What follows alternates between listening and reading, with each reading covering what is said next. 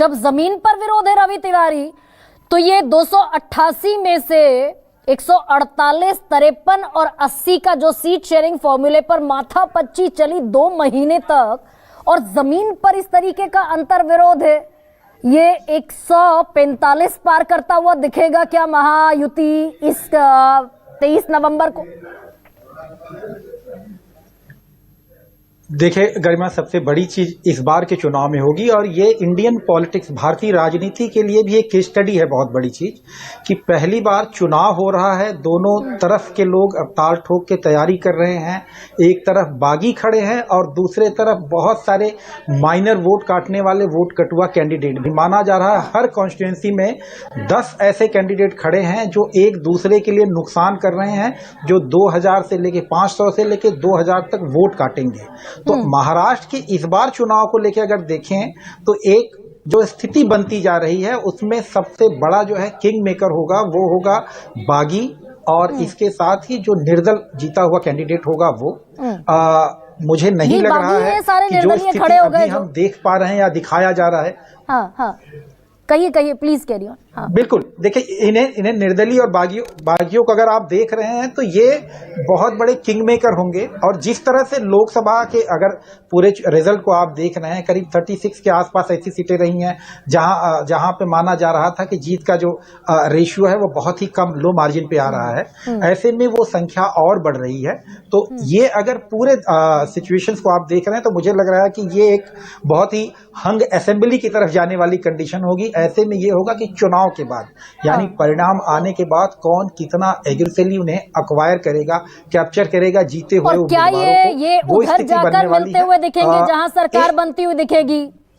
यही होगा ना, हरियाणा में यही हुआ। जितने निर्दलीय खड़े हुए, अब तक का यही रहा, कांग्रेस के निर्दलीय खड़े हुए, उन्होंने वोट काट दिया और सरकार जहां की बनती हुई दिखी वहां जाकर शामिल हो गए।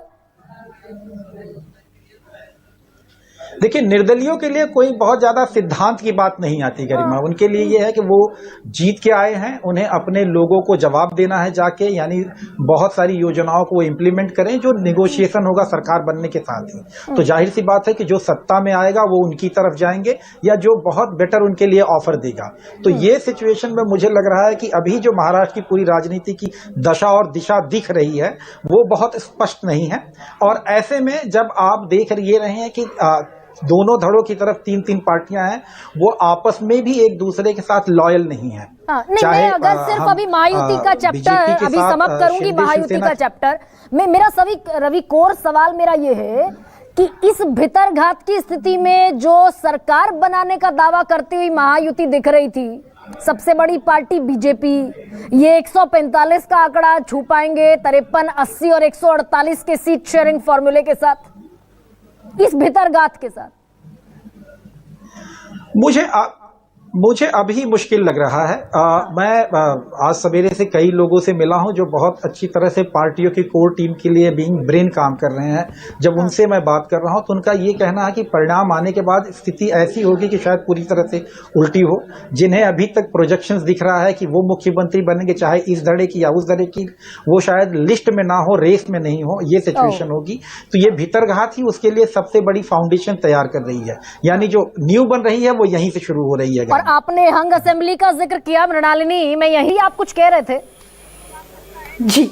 हाँ, देखिए गरिमा, सबसे बड़ी चीज है वो ये है कि 4 महीने पहले जब लोकसभा चुनाव था तो सिनारियो बहुत अलग थी।